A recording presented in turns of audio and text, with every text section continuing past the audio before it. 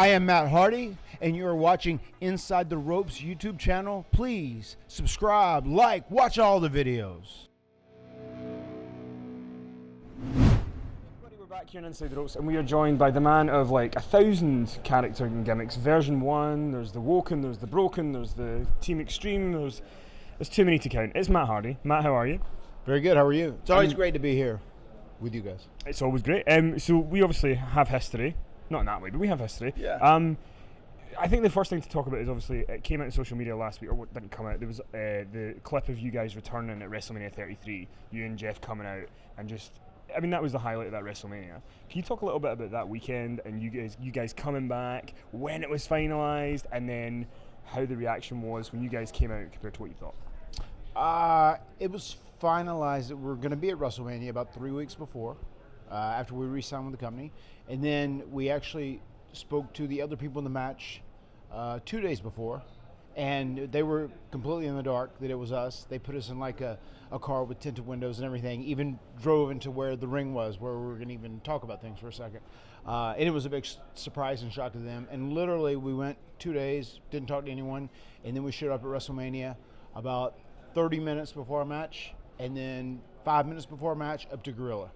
So it was pretty chaotic, considering I started in my hotel and I was watching WrestleMania and I saw what it looked like from a television perspective, but then just to rush and sprint and have all this adrenaline going through your system, and then to walk out in front of that sea of humanity, and then to get that reaction where it literally was like rattling and shaking, and just, it seems dreamlike in so many ways. It was surreal, but it was amazing. And even when I watch it back, and I think the further we get away from it, the more amazing and special it becomes.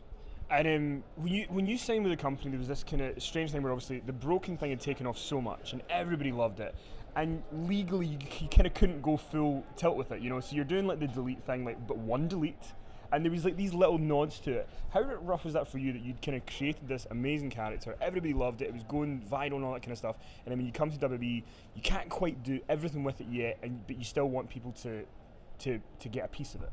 Yeah, I mean, it was just my goal at that point was just to keep it alive, you know, keep it in people's memories, and I felt very confident we would get to it, and we eventually did, and it's amazing. We ended up getting to a Raw main event, having a cinematic fight at the Hardy compound, you know, which is pretty cool, and that's what I wanted to do always. So, and there's an action figure that they just showed that actually they had the physical action figures in hand last night, an Ultimate Deletion action figure with Skarsgård, the dilapidated boat, Vanguard 1, and a couple other things. So that's cool that all that came to be, you know, a creation that I made outside of this place.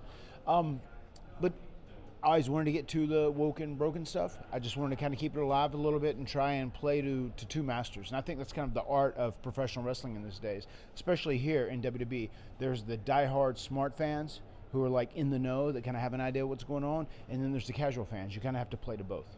And you guys got to do the Ultimate Deletion main event Raw, and it felt like you were like for months going, it's happening, guys, don't worry, it's going to happen, and then you guys do this bonkers main event on Raw, and I think it almost kind of shut everybody up who's kind of going, it's not going to be as good here though, like the second time it's not going to be as good, and you guys nailed it.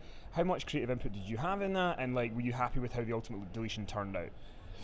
I was happy. There were some things we had to cut just from a shooting standpoint, because we had a small window of time, and it was such a bigger crew. Like when we first shot the Final Deletion, there were 4 people in production. When we shot the Ultimate Deletion, there were about 30 people working on it. So it was a huge difference. Like lights were moving and camera crews were moving, you know. So there was a little more we wanted to do, and the creative was a little more controlled. Obviously, for Ultimate Deletion, as far as what we wanted to do, we couldn't go complete bonkers, but we did get you know, I had the original concept, and I wrote it originally, and then it was tweaked a little bit. So I got a lot.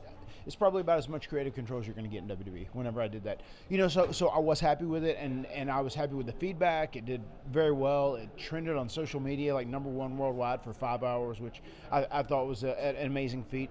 And just the fact that I was able to bring that character in that world, in that universe, onto WWE television and do it in the main event slot was very, very cool. Take us into behind the curtain. I'm just fascinated by Vince McMahon's reactions to Broken or Woken Matt Hardy. Can you just give us any sense of what he would think when you would do a promo, or you'd be talking about the dilapidated boat, or any memory of him having some form of reaction to it? I mean, man, I got to give it to Vince. I mean, there's no denying he's a genius, you know. And the majority of times when he tries things, it doesn't work every time. But obviously, he built this empire known as World Wrestling Entertainment, so a lot of stuff works. So just to sit down with him and actually have a one-on-one conversation, the first time that I sat in and I explained to him what is Broken Matt Hardy and what is the motivation, what is this character about, explain to me how you created it, what's going, was amazing. It was a 35-minute conversation, and there were a couple times that just the look on his face was like, is Matt healthy mentally? He's just so unsure of what I'm saying. But there was a lot of stuff he got and he understood. And I think for me, once again, as I said earlier, like Broken Matt Hardy, I played it out in a certain way that I wanted to like serve two masters. For the smart, diehard internet fans, I wanted to like say a line that was like, only you will get, not a casual fan. And then I wink at the audience, and that was part of the fun of it. But then if you don't get it and you're a casual fan, I do stuff so outrageous and over the top that at least it's funny and entertaining.